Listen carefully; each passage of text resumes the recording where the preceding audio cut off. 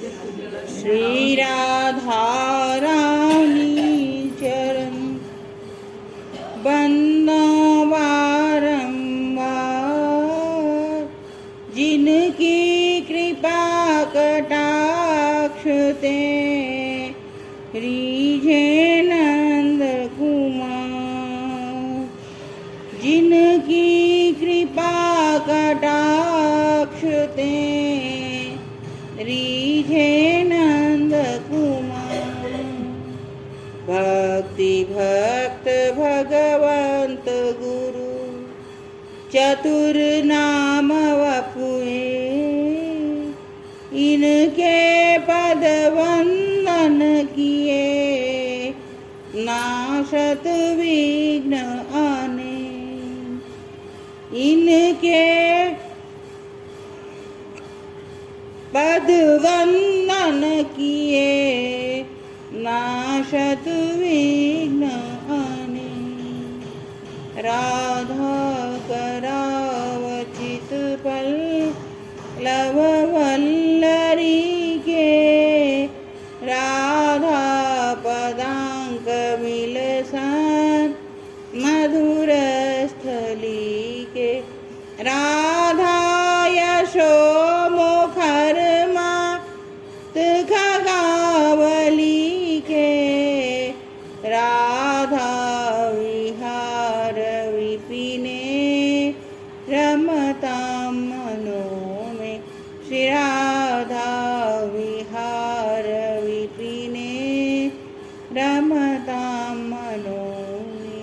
फूल बरसाने वाली की जय।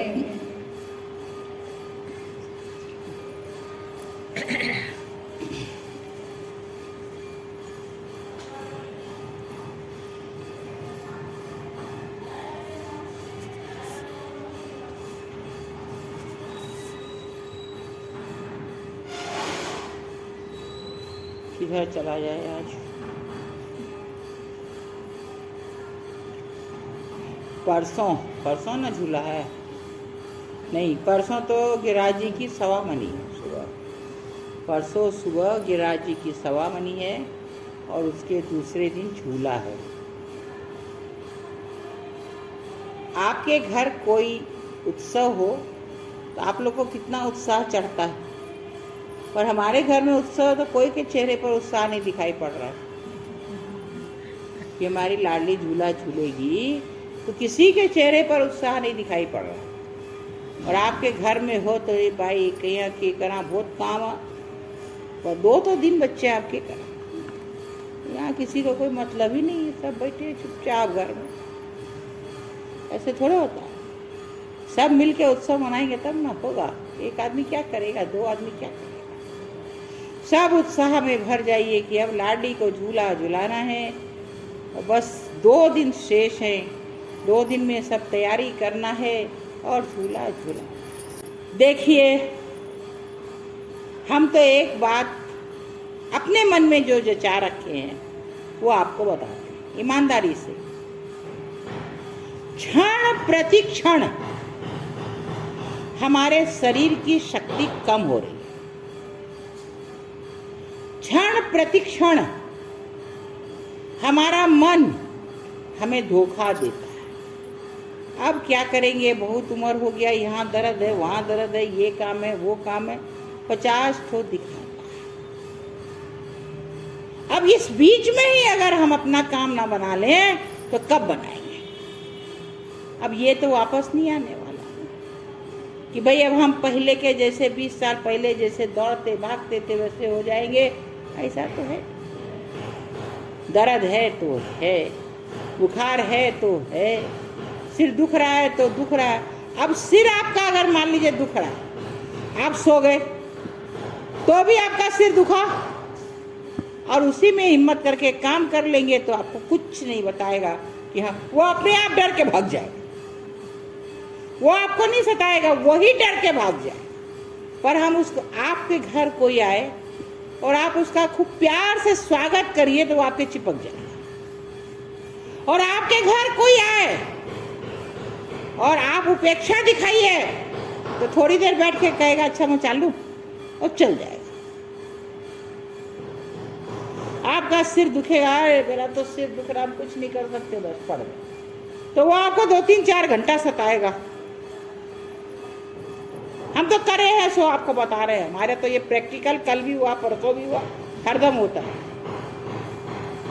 और आप कहिए कि ठीक है तुम दुखते रहो, हम तो अपना काम कर रहे हैं, थोड़ा देर तो दुखेगा, फिर अपने आप चला जाएगा। बोले यहाँ हमारी कोई कदर ही नहीं है, चलो और किसी के सिर में बैठ के उसका सिर दुखा कि वो जाके और कोई के सिर में घुसेगा। भाई उसको तो किसी को तकलीफ देनी है ना, क्योंकि भगवान उसको वैसा स्वभाव दिया है कि दूसरे को दुख दो, दूसरे का सिर दुखाओ। तो वो बोलेगा यहाँ मेरी कोई कदर नहीं है, चलो दूसरी जगह चलते। जहाँ किसी की कदर होती है ना, वहाँ वो आकर डेरा जमाता है। कभी भी आपको कोई बीमारी आए, आप देखिए अगर उससे लड़कर ऊपर उठिएगा ना तो आपके पास से भाग जाएगा। आपको अनुभव ही नहीं होगा कि हमें कोई तकलीफ है। और आप उसका बड़ा सम्मान करिएगा तो वो आपको कई दिन के लिए घसीट के पटक के रखेगा। सम्मान किसका करना चाहिए? जो सम्माननीय हो। दुख दर्द सम्माननीय नहीं है, क्योंकि ये हमारी हर चीज में बाधा करते, बाधक है, और हमको बाधक बन के हमारे जीवन का अमूल्य समय बर्बाद कर देते हैं।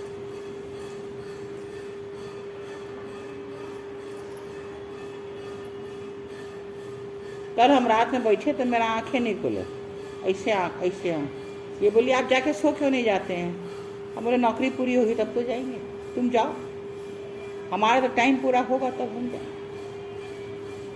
बैठे बैठे ऐसे हो रहा था।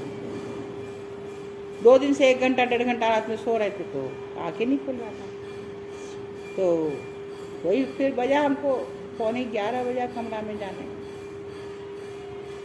अब वही देख लीजिए, कुछ नहीं हुआ हमारे तो। ऐसा सर फट रहा था, ये बोली दवा दे, बोले दबाने से क्या होगा, और ये सिर पे चढ़ेगा, इसको छोड़ दीजिए तो चला जाएगा। 1-1.5 घंटा दुखा, उसके बाद चला गया। दबाती तो वो यहीं बैठ के रहता, तो मेरा सेवा हो रहा है, चला गया। हम तो कहते हैं कि बस तुम दुखो, हम तुम्हारा परवाह नहीं करेंगे, भाग जाता है। कहेगा कोई, वो कहेगा गोली ले लीजिए, गोली उसको पोषण करें क्या, फिर दूसरे दिन आएगा गोली खाने। कभी गोली मत, गोली खिलाएंगे तो दूसरे दिन फिर गोली खाने चला आएगा। आप किसी को उपेक्षा करेंगे तो वो आपके पास दोबारा जल्दी आने की चेष्टा नहीं करेगा, और आप उसका स्वागत करेंगे तो आके आपके चिपका रहेगा। किसी से प्यार से बोल लीजिए तो वो आके आपके। ये करते क्या है? हमारी आयु क्षीण करते हैं, हमारा समय नष्ट करते हैं, हमें अपने रास्ते से भटकाते हैं। लगेगा यहाँ बड़ा दर्द है, उठा ही नहीं जा रहा है, ठीक है, और वहीं आप उठकर काम में लग जाइए तो दर्द अपनी जगह और आप काम कर लेंगे। भले नहीं चल सकते तो बैठ के कर लीजिए, आप करके देखिए, वो दर्द आपको कुछ नहीं बोलेगा। हाथ चल के नहीं जा सकते हैं, पाँव में दर्द है, बैठ के करेंगे, सोएंगे नहीं हम, देखिए वो आपका पीछा छोड़ देगा। एक बार की बात है, एक संत ने भगवान से कहा कि तुम्हारी हमारी लड़ाई बहुत दिन से चल रही है, तुम सोचते हो हम अपने पथ से भटक जाएं, तुम कुछ भी कर लो हम भटकेंगे। प्रतिदिन वो गिरिराज जी की परिक्रमा किया करते थे। पाँव में फोड़ा हो गया, असह्य पीड़ा, बोले तुम कुछ भी दे दो हम तो गिरिराज जी की परिक्रमा करेंगे। गए परिक्रमा करने, खड़े नहीं हो सके, घसीट घसीट के परिक्रमा करने लगे। 1 दिन में परिक्रमा पूरी नहीं हुई, 2 दिन, 3 दिन में परिक्रमा बैठे बैठे करते रहे। 3 दिन में परिक्रमा पूरी हुई। एक छोटा सा बालक आया, बोले बाबा कहाँ कर रहे हो? अरे परिक्रमा कर रहे हो। अरे बाबा तेरे तो नियम भंग है गयो। कैसे नियम भंग है हो? अरे है गयो, प्रतिदिन परिक्रमा कर तो 3 दिन में एक परिक्रमा भई, 2 दिन की परिक्रमा कहाँ भई? बोले अरे मैं क्या करूं, मैं तो गिरिराज जी में ही हूँ, कहीं अन्य तो गयो ना, तो मेरा नियम कैसे भंग भयो? अब गिरिराज जी जाने, मैंने एक परिक्रमा करी कि 3, मैं तो यहीं बैठे हूं। अच्छा बाबा देखू तो तेरे का भयो है। अरे कछु ना है भयो, खड़ो ना है हो जाए, बैठ बैठ के परिक्रमा कर रहा हूँ। परिक्रमा तो कर ही रहे हो ना, अब दिखा तो दे कहाँ का भयो। अरे देख ले ये तो रहो, अपने जहाँ घाव था वहाँ दिए। बालक ने कहा देखो यहाँ में कहा हो, वहाँ की रज उठाई और लगाया, बस ऐसे करके रज लगाया और कंचन सी काया हो गई। बाबा दौड़ दौड़ के एक दिन में 3 परिक्रमा कर ली। बोले 2 परिक्रमा छूटी भाई और आज की 3 परिक्रमा हमने कर ली। 3 परिक्रमा मतलब आज कल में मिला के 4 परिक्रमा कर रहे हो, जैसे भी किए, मतलब वो अपना जो 3 दिन का एक परिक्रमा छूटा था सब पूरी कर लिया। 1 मिनट में उनका खाओ सब सही। हम छोड़ के बैठ जाते तो कोई क्या करेगा, वो क्यों आएंगे। हम तो उसके बस हो गए, वो हमको अपने बस में कर लिया, तो वो फिर हमारे बस में क्यों होगा। या तो आप उसके बस में हो जाइए या उसको अपने बस में कर लीजिए, एक ही चीज हो। या तो पीड़ा के बस में हम हो जाएं या उसको अपने बस में कर लें, एक ही होगा। अब जो अच्छा लगे वो करने में हम स्वतंत्र हैं। परसों हमसे किसी ने कहा कि जब मनुष्य कुछ नहीं कर सकता, भगवान के हिलाए बिना एक पत्ता भी नहीं हिलता, तो हम कोई कर्म कैसे कर सकते हैं। बोले अच्छा अभी हम आपको पूछें। बोले हाँ पूछिए। हमने उनको पूछा कि भगवान के बिना तो पत्ता नहीं हिलता, आपको जब प्यास लगती है तो भगवान आते हैं आपको पानी पिलाने, कि आप उठ के पानी पीने जाते हैं। बोले हम उठ के जाते हैं, भूख लगती है तब। बोले अरे वो तो मेरा कर्तव्य है। अभी तो आप बोले थे भगवान के बिना पत्ता भी नहीं हिलता, तो आप बैठे रहिए, भगवान आएंगे आपको पानी पिलाएंगे, भगवान आएंगे आपको खाना खिलाएंगे। भगवान के बिना पत्ता भी नहीं हिलता, ये बिल्कुल सही है। दिन नहीं होगा, रात नहीं होगी, आपके कर्म का फल नहीं बदलेगा, ये सब भगवान के हाथ में। पर मनुष्य को भगवान ने कर्म करने के लिए स्वतंत्र किया है। उसी कर्म से तो हमारा जन्म का सारा आंकड़ा बनता है कि हम कैसे हमारे जन्म में हमें क्या क्या मिलना है और क्या आगे मिलना है, उसी से तो आंकड़ा बनता है। तो हम कैसे नहीं स्वतंत्र हैं। हमें कितना धन मिलेगा ये उनके हाथ में। हम कितना भी पुरुषार्थ कर ले, कोई थोड़ा सा पुरुषार्थ करता है उसको अंधाधुंध धन मिलता है, और कोई दिन रात पुरुषार्थ करता है उसको धन नहीं मिलता। हमने एक कहानी सुनाई थी ना, एक मुट्ठी चना वाली, 20 रुपया वाली, उसको एक मुट्ठी चना, कितना भी लकड़ी बेच ले एक मुट्ठी चना मिलता, उसके भाग्य में उतना ही। वो हमारे भाग्य में जितना होगा पैसा मिलेगा। हम सोचेंगे कि अरे आज हम काम किए, हमको 1000 का कमाई हुआ, कल इससे दुगना करेंगे 2000 का होगा, मेरे भाग्य में 1000 है तो 1000 मिलेगा। और 2000 होगा आएगा तो 1000 चला जाएगा। हमने बताया था ना कि डोंगरे जी की भागवत में हमें 25,21,000 रुपया मिला था, और बाबा ने कहा था 25 लाख मिलेगा। हम सोचे 2100 मिल गया इतना दिन का ब्याज में, और सोचते सोचते वो 2100 रुपये चला, हमारा 25 ही कैसे रहता। मिला तो हमें जितना उतना ही मिलेगा जितना मेरे भाग्य। कई बार ऐसा नहीं होता, हमने भोजन की थाली डाल ली और किसी न किसी कारण से वह भोजन हम रात तक नहीं कर सके। बहुत बार ऐसा आपके जीवन में हुआ होगा, आप खाने जा रहे हैं और ऐसा कुछ हो गया कि आप रात तक खा ही नहीं सके, क्योंकि आपने जो भोजन डाला था ना वो आपका उसमें का लिखा ही नहीं था, या तो उस थाली में और कोई खा लेगा, या आप रात में खाएंगे तो बाद में जो रात में खाते उस अन्न पे आपका नाम नहीं लिखा था। ऐसा बहुत कुछ होता है हमारे जीवन में, हम समझ नहीं पाते क्योंकि हम समझने की चेष्टा नहीं करते।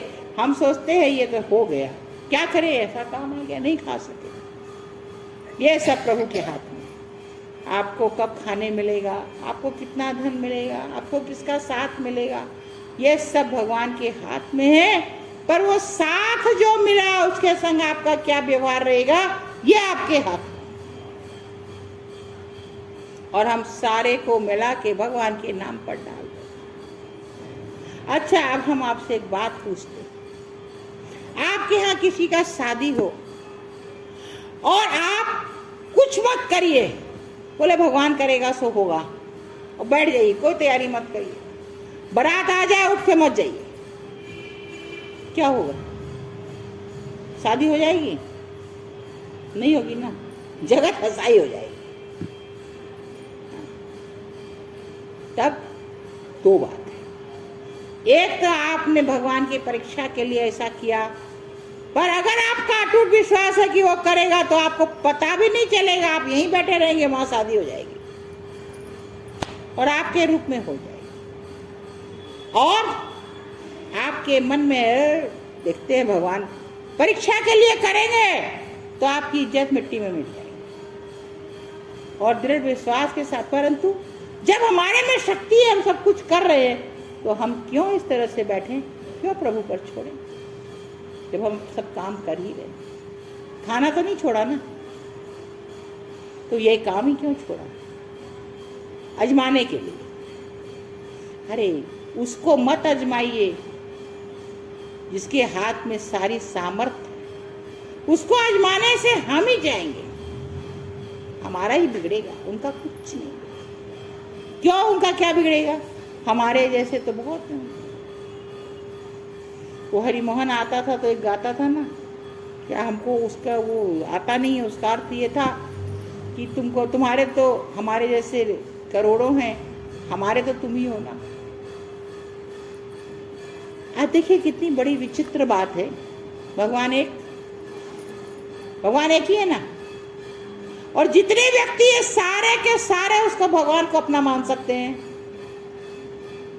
संसार में जितने व्यक्ति हैं सारे के सारे भगवान को पूरा अपना मान सकते हैं, और भगवान तो एक ही है। अब वो एक इतने में बट जाएगा तो आपके हिस्से में क्या आएगा, उतना हिस्सा भी नहीं हो पाएगा। परंतु आपका वो पूरा है, तो क्या दूसरे का नहीं है, तो दूसरे का भी पूरा है।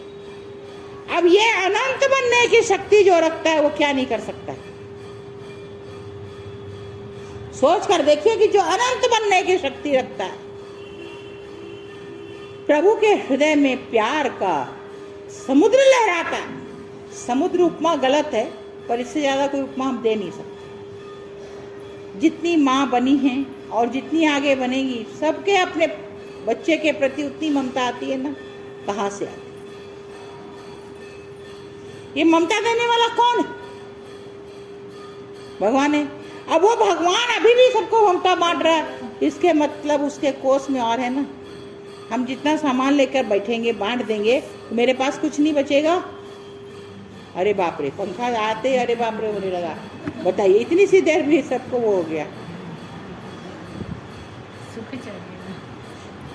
अब भगवान के कोष में अगर ममता इतने साल से बांटते बांटते, जब से संसार बना भगवान ममता बांट रहे हैं, तो आज अगर भगवान का कोष खाली हो जाए तो आगे माँ बनने वाले को ममता कौन देगा? पर मिलती है ना। आप जैसे अपने बच्चों का लालन पालन किए हैं, आगे माँ बनने वाली के भी उतनी ही ममता है। कहाँ से आई? कितनी बड़ी विडंबना है, जब तक बच्चा न हो वही आपका स्तन है, उसमें दूध नहीं आता। कैसा कनेक्शन आप कर सकते? कैसे हुआ? यह सब सोचने की बात है, परंतु हम यहाँ तक पहुँच ही नहीं पाते। जीवन के अंदर में हमने भगवान को स्थान दिया ही नहीं। आप ये कैसे नहीं दिया? हम नहीं दिए तो यहाँ क्यों आते? हमने भगवान को स्थान ही नहीं दिया तो हम यहाँ आते क्यों? जब कोई ये प्रश्न करेगा तो हमें बड़ी हंसी आ जाए।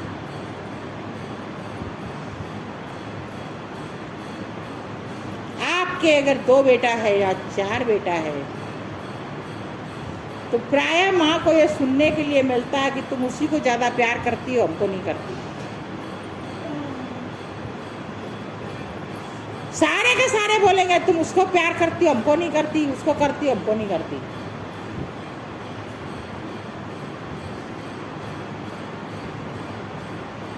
हमेशा शिकायत बनी, और हमारी भी वही शिकायत उनके संग है कि प्रभु आप हमारा कुछ सुनते नहीं, कुछ सुनते नहीं। क्यों नहीं सुनते? क्योंकि वो जानते हैं कि जिस चीज में मेरा हित है वही होगा, वही वो करेंगे, तो हमारी नहीं सुनेंगे। नारद जी को बंदर का रूप दिया, नारद जी उचक रहे हैं कि हम ही को माला पहनाएगी, ये कुंवारी राजकुमारी तो हम ही। अब वो उधर झांक भी नहीं रही, अब वो उझक उझक के देख रहे हैं। अब वो भगवान को माला पहनाई, भगवान चल दिए। नारद जी दुखी होकर जा रहे हैं। शिव जी के गण उनको देखकर हंसने लगे। तो नारद जी को गुस्सा आ गया, बोले तुम लोग हमको देख के क्या हंस रहे हो, हम मुनि है ना, तुमको श्राप देते हैं, राक्षस हो जाओ। बेचारा राक्षस बन गया। अब भगवान की माया देखिए, वो जिस रास्ते से जा रहे थे भगवान उसी स्वरूपवान जिसकी थे वो ब्याह करना चाहते थे, उसको लेकर सामने आ गए। अब तो नारद जी का गुस्सा जो है, वो हरिगण ने मतलब शिव जी के गण ने बोला कि आप अपना चेहरा जाकर देखिए। वो नदी में देखे तो बंदर का चेहरा दिखाई पड़ा। अब तो उनके क्रोध का पारा नहीं रहा। बोला हमने तुमसे सुंदरता मांगी तो तुमने ये किया। अब बस इतना सोचना कि वो भगवान को तो कौतुक करना है। वो सामने आ गए लक्ष्मी जी के साथ। अब देखते ही तो पारा चढ़ गया। बोले हम ब्याह करना चाहते थे, तुम करके ले गए, हमको बंदर बना दिया, जगत में हमारा उपहास कराया, मेरे को बंदर बनाया ना। और हम जैसे पत्नी के विरह में दुखी हो रहे ना, ऐसे ही तुम दुखी होगे। और जब मेरा बंदर का रूप बनाया ना, वो बंदर ही तुम्हारी सहायता करेगा। भगवान बड़े प्रसन्न हो गए। बोले निमित्त बनाना था, लीला तो करनी है तो निमित्त बनाना था। अब जब भगवान ने अपनी माया को खींच लिया, नारद जी तो होश आया, अरे हमने क्या कर।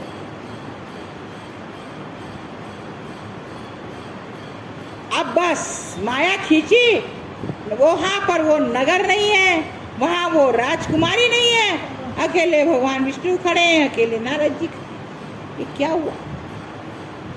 शिव जी ने नारद जी को पहले ही कह दिया था कि देखिए आपने जो काम पर विजय पाई है, हमको तो सुनाया सो ठीक है, विष्णु भगवान को कभी मत सुनाइएगा। नारद जी ने सोचा कि विष्णु भगवान हमारी प्रशंसा करेंगे, वो शिव जी को अच्छा नहीं लगेगा, इसलिए मेरी प्रशंसा न हो, इसलिए ये विष्णु भगवान को कहने मना करते हैं। अब वो जाके अपनी लंबी चौड़ी प्रशंसा सुना दिए। विष्णु भगवान ने सोचा है तो मेरा भक्त है और इसको अहंकार हो गया है काम जीतने का, तो चलो अब इसके ऊपर काम की माया फैलाते हैं। आप सोचिए कितना बड़ा श्राप अंगीकार कर लिया, लेकिन भक्त को बचा दिया। हम ऐसा कर सकते? मेरा नुकसान नहीं हो तब हम किसी का उपकार कर सकते, मेरा नुकसान करके हम किसी का उपकार नहीं कर सकते। बोले किसी का, बोले हम चाहते उसकी एक आंख फूट जाए, बोले तुम्हारी दोनों फूटेगी तब उसकी फूट जाएगी। बोले मेरी दोनों फूटे तो फूटे, उसकी तो एक फूटनी चाहिए।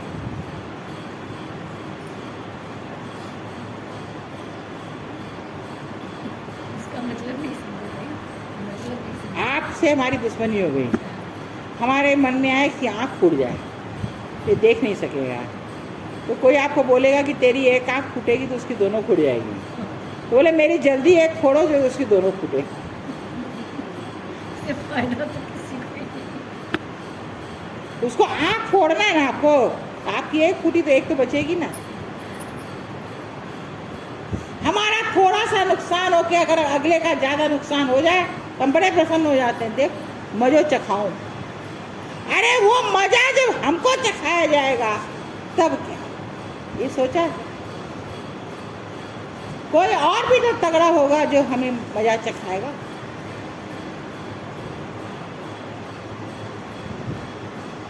कभी ऐसा मत सोचिए कोई कमज़ोर, कभी मत सोचिए। हमेशा सोचिए कि हर व्यक्ति में वही प्रभु बैठे। तो प्रभु कैसे कमज़ोर हो सकते हैं? बाहरी रूप में देखने में भले वो कमज़ोर हो, पर उसके अंदर जो प्रभु हैं वो क्या कमज़ोर हो सकते हैं? और हमारा व्यवहार किससे है? व्यक्ति से है। पर व्यक्ति से कैसे है? क्योंकि उसका शरीर तो मर जाएगा, उस दिन हम उससे व्यवहार करने नहीं जाएंगे। जब तक उसमें प्रभु बैठे हैं तभी तक हम उससे व्यवहार कर रहे हैं। तो मेरा व्यवहार तो सीधे नहीं तो घूम फिर के प्रभु से ही हुआ ना, व्यक्ति से कहाँ हुआ। अगर व्यक्ति से होता तो उसके शरीर जाने के बाद भी होता। समझ रहे मेरी बात? उसके अंदर जब तक प्रभु बैठे हैं तभी तक ना मेरा व्यवहार है। प्रभु निकलने के बाद क्या व्यवहार होगा? तो शरीर से व्यवहार है कहाँ? होता तो बाद में भी होता, बाद में नहीं है इसका मतलब प्रभु से व्यवहार। अब मेरा व्यवहार प्रभु से है तो हम प्रभु से दुश्मनी करके कहाँ जाएंगे? तो मेरी दुश्मनी तो कोई से हो ही नहीं सकती। प्रभु से दुश्मनी करेंगे? प्रभु से तो दुश्मनी कर नहीं सकते। और हर व्यक्ति में प्रभु बैठे हैं, प्रभु ना हो तो उसकी राम नाम सत्य जब हो जाएगी तो हम उससे व्यवहार कर नहीं सकेंगे। तो फिर व्यक्ति से मेरा व्यवहार है कहाँ? व्यक्ति से व्यवहार हो तो उसके अंदर वाले जो प्रभु है वो निकलने के बाद भी व्यवहार होना चाहिए, वो तो हो नहीं सकता। फिर वो व्यक्ति नहीं मुर्दा हो जाता है।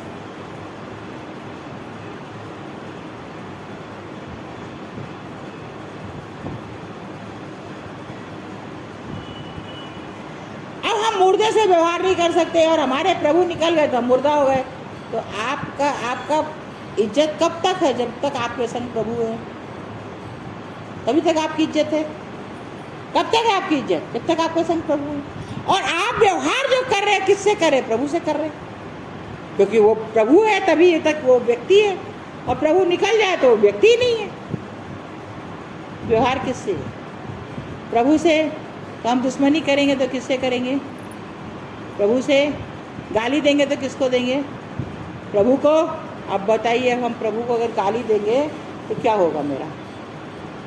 इसलिए हमारी किसी को गाली देने की तो बात ही खत्म हो गई। अब रहा किसी को डांटने का, तो डांटने के पहले ये सोचिए, देखिए प्रभु आप इस रूप में मेरे पास आए हैं ना, हम आपको डांट रहे हैं, मेरा कर्तव्य है, बाद में हम आपको स्वीकार कर लेंगे। पहले डांटिए फिर प्यार करिए। देखिए हमारा कर्तव्य था, हमने आपको डांटा, अब आप हैं इसलिए आइए हम आपको प्यार करते हैं। ऐसा हम कर नहीं सकते। जिसको डांटेंगे उसको प्यार नहीं कर सकते, जिससे लड़ाई करेंगे उसको प्यार नहीं कर सकते। और नहीं कर सकते तो हमने भगवान को पहचाना ही नहीं। आप मेरी बात समझे? नहीं समझे? बोलिए कौन कौन समझे? सब समझ गए? नहीं समझे कोई तो बताइए। नहीं आई ना? हम आपसे लड़ाई किए, आप पे भगवान हमको मालूम है, पर जो बात हम आपको बोल रहे हैं वो बोलना जरूरी है व्यवस्था की दृष्टि से। तो हमने यहाँ पर गुस्सा किया, पर चूंकि आप में भगवान है तो हमको डांटने वाला गुस्सा उसी समय छोड़कर फिर तुरंत आपसे वैसा ही व्यवहार करना पड़ेगा ना जैसा भगवान से हमको करना चाहिए, प्यार का व्यवहार। तो हमने आपको जो डांटा वो गांठ लेके बैठना नहीं पड़ेगा ना, तुरंत आपसे हमको प्यार करना पड़ेगा, क्योंकि आप तो प्रभु हैं। हमने आपको व्यवस्था की दृष्टि से डांटा, लेकिन प्यार भी तो हम ही करेंगे, आपको तुरंत करेंगे। तो प्रभु का स्वागत हुआ कि नहीं? प्रभु ही है। हाँ, अब आपके मान लीजिए कोई बच्चा है घर, कोई आपका सेवक है, गलती कर रहा है, आप डांटे, पर आपको पहले यह सोचना होगा कि इसमें भी प्रभु है।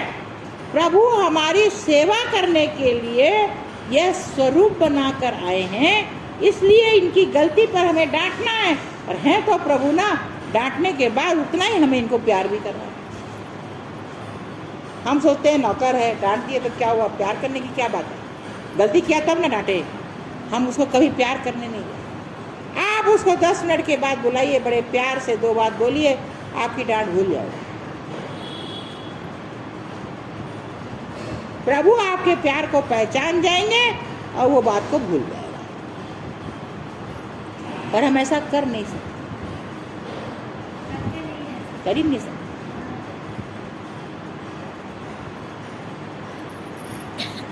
हमें लगता है यार मेरे काम करने वाला है, इसको हम क्या प्यार करेंगे, इससे हम क्या क्षमा मांगेंगे। आपकी गलती हुई तो आपको क्षमा मांगना चाहिए, हम नहीं मांग सकते। हम उसकी बिना गलती भी डांट देंगे तो उससे क्षमा नहीं मांग सकते। हमारे यहाँ एक नया स्टाफ आया भैरव, 2-3 दिन के बाद जब वो आया देर से, तो हमने उसको खूब डांटा। बोले हमारे यहाँ ये नहीं चलेगा, हमारे यहाँ 7 बजे आना पड़ेगा। उसकी आदत है खाली हंसता है, कुछ बोलता नहीं है, चला गया। बाद में दादा आया, दादा बोला कि भैरव रात में जो है पूरा चौका साफ करके बर्तन मल के गया था। बुलाए भैरव, बोले तुम चौका साफ किए थे रात में? जी। बर्तन मले थे? जी। कितना बजे गए थे? 11:30 बजे। हम तुमको डांटे तो तुम क्यों नहीं बोले? बोले आप बोल दिए तो क्या हुआ? हम बोले हम कान पकड़ते हैं, हमसे गलती हुआ, हमको मालूम नहीं था, हम तुमको डांटे, अब नहीं डांटे। हंसते हंसते चला गया। आप किसी को डांटने का अधिकार रखते हैं तो आप उसे क्षमा मांगने का भी अधिकार रखते हैं। अगर आपको मालूम हो गया कि आपने गलत डांटा तो आपको तुरंत क्षमा मांगनी चाहिए। वो सेवक है तो क्या है, तो वही प्रभु, सब में वही प्रभु है। आप किसी प्रभु से दुश्मनी कैसे कर सकते? और प्रभु से अगर आप दुश्मनी करेंगे तो आपका अस्तित्व क्या बनेगा? आप भी तो प्रभु के चलाए चलते। ईश्वर अंश जीव अविनाशी, सब में ईश्वर का अंश। और जीव अविनाशी तभी तक है जब तक उनके संग वो जीव प्रभु है। प्रभु के बाद तो उसका नाश ही होना है। तो अस्तित्व तो हमारा है ही नहीं। और हम अपने अस्तित्व में इतने पागल हो रहे हैं कि मेरे सामने कौन देखे, कोई बोलकर तो दिखाए। आज हम कहेंगे महिला संघ का, हमारे सिवा कौन बोल सकता है आपको महिला संघ? देखे कौन बोलता है। अब कोई आया, 2 बात बोल गया, हम कहेंगे कल से इसको गेट में मत घुसने देना। हमको बोलता है महिला संघ हमारा है, यहाँ के कार्यकर्ता हमें, हम चलाते हैं। आया बोलने वाला, लो महाराज, अरे प्रभु ही तो आए हैं 4 बात बोलने, सुन लो, गलती है तो सुधार लो, और नहीं तो प्रभु का स्वागत कर दो।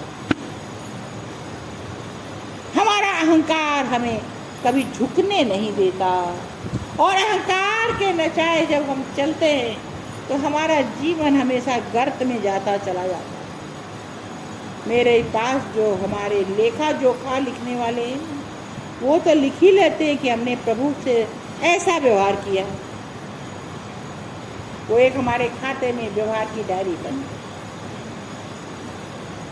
आज हमारी मंजू भाभी कहाँ रह गई? उनके काम में। अरे जीवन में हमेशा ये देखिए, थोड़ा विचार करिए, हम किसके हैं, मेरा कौन है। जब लड़की शादी होकर आती है तो अपने घर परिवार के इज्जत के अनुसार व्यवहार करती है कि नहीं? आप सब शादी होकर अपने पीहर का आचार विचार छोड़कर ससुराल के आचार विचार में ढले कि नहीं? सारे के सारे जितने यहाँ बैठे हैं ढले कि नहीं? ढले ना। तो फिर जब हम उनके हैं तो उनके आचार विचार में ढलेंगे कि नहीं? बस यहाँ तो हम ढल लिए, उनके आचार विचार में क्या ढलना पड़ा है? अरे महाराज काम तो वही आने वाले, हमारे तो असली वही है।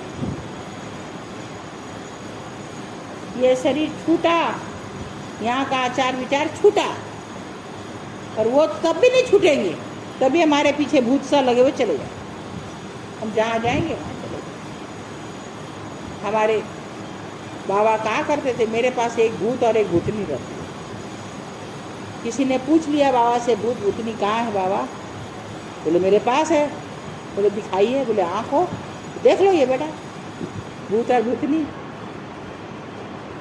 बड़ा बेचारा असमंजस में पड़ गया कि हमने सुना गीता गार्डन में तो दिन भर भजन होता है, और जहाँ कीर्तन अखंड कीर्तन होता है, और जहाँ कीर्तन होता है वहाँ तो भूत भूतनी आ नहीं सकता। अब बेचारा बड़ा असमंजस में पड़ गया, गीता वाटिका में घूम रहा है, किसी से सबसे पूछ रहा है, अरे बाबा के पास भूत भूतनी कैसे आ गया? यहाँ तो कीर्तन होता है। सब हंस के चले जाते हैं। जब सब जानते हैं बाबा क्या बोलते हैं, उसको समझाएंगे तो समझेगा नहीं। 2 दिन घूमता रहा, तीसरे दिन बाबा के पास ही पहुंच गया। बोले बाबा भूत भूतनी जब लगता है तो उसकी तो क्रिया बहुत विचित्र ढंग की होती है, आप तो सीधे सीधे बैठे, तो भूत भूतनी आपके पास रहता कैसे? बोले अरे महाराज हमरे लगा नहीं, हमरे पास है। तो आप सेवड़ा है क्या जो भूत भूतनी सेते हैं? बोले महाराज ऐसा ही मान लीजिए हम सेवड़ा है, एक भूत भूतनी हम रखते हैं, वो मेरा सब काम करते रहते हैं। तो बोले महाराज हमारा एक काम करा दीजिए। बोले क्या?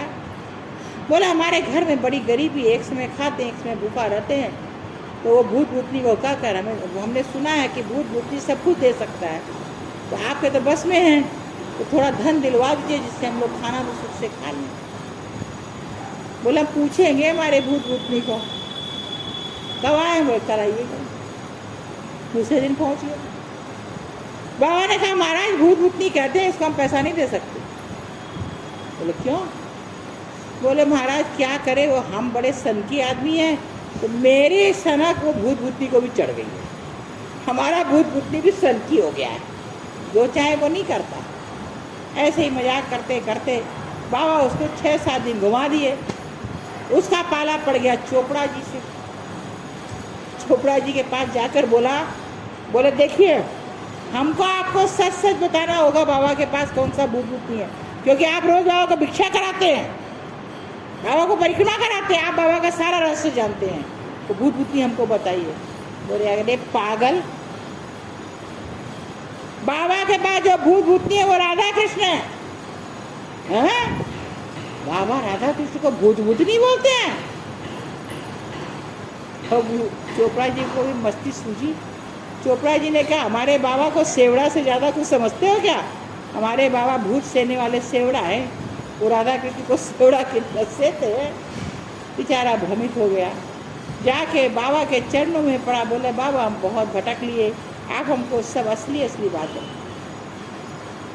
बाबा को दया आ गई। बाबा ने कहा देखिए महाराज हमारा जीवन अब हमारे प्रभु के हाथ में, हमारे राधा कृष्ण के हाथ में है, वो हमसे जो करा ले वो हम कर लेते हैं, हमें पता ही नहीं है हम क्या करते हैं, और आपको जो भूत भूतनी का खेल खिला रहे वो भी वही खिला रहे, हम नहीं जानते क्यों खिला रहे। बोले महाराज एक काम कर, अब हमको ना धन चाहिए ना कुछ, अब अपना भूत भूतनी हमको दिखा दीजिए। अरे महाराज वो भूत भूतनी देख मत लेना, देख लोगे तुम्हारे लग जाएगा। सुने नहीं हो कि भूत भूतनी लग जाता है तुरंत? भूत भूतनी से सब दूर दौड़ता है, और तुम बोलते दिखा दीजिए तुम्हारे लग जाएगा। बोले महाराज अब लगा ही दीजिए वो भूत भूतनी। ना भूत भूतनी मत लगाना, कोई उतारने वाला नहीं है, ये भूत भूतनी उतारने वाला संसार में कोई नहीं मिलेगा, कहीं चले जाओ झाड़ा नहीं लगेगा। बोले झाड़ा नहीं लगेगा, बस भूत भूतनी लगा दी। सुनते हैं उसके बाद, तो हम यहाँ चले आए, हम सुनते हैं कि उसके बाद बाबा के पास से जाने के बाद वो अर्ध विक्षिप्त हो गए और बस भगवान के ध्यान में बैठे रहते, खाने का होश नहीं, पीने का होश नहीं, कहीं चले जाते, पेड़ के नीचे बैठ जाते, भूत भूतनी सच में उनको लग गया। इस तरह से संतों के पास हम अगर कुछ सच्ची आकांक्षा करते हैं, हम अगर हमें सच्चा संत मिल जाए और पता चल जाए कि ये सब कुछ दे सकता है, तो मेरे घर में जो कष्ट है, जो हमारी आकांक्षा है, हम वही जाके वहाँ मांगेंगे। हमको नहीं लगता हम लोग जितने भी यहाँ बैठे मेरे सहित कि कोई भी जाके उनको कहेंगे कि हमको भगवान का दर्शन करा दीजिए, नहीं कहेंगे। बाई ने यमुना जी में खड़े होकर हमको पूछा तुमको क्या चाहिए? हमने कहा आपको जो भगवान मिला है ना वो जीते जी हमको ना मिले।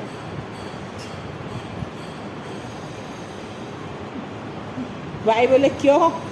बोले मरेंगे तो वहाँ जाना ही पड़ेगा, तो जीते जी सुख तो भोग ले, यहाँ आए हैं तो ये आपकी तरह भूखा रहना पड़ेगा, वो मिल जाएगा तो।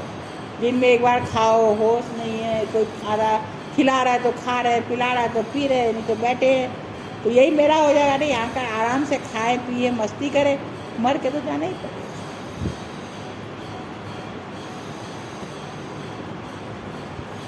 घबराइए मत, निराश मत होइए, लग जाइए उसके पीछे जो आपका था, आपका है और आपका रहेगा, और कोई नहीं रहेगा। हर व्यक्ति जगत का आपको छोड़ देगा या आप उसको छोड़ो, कोई नहीं रहेगा हमारे साथ। हम इस शरीर में आए, उसके पहले भी वो मेरा था, आज भी वो मेरा है, और आगे भी मेरा रहने वाला है। हम उसको छोड़कर इधर उधर भटक रहे, कितनी बड़ी विडंबना है। पर फिर भी हम भटक रहे। 6 बजे आरती संपन्न होना है।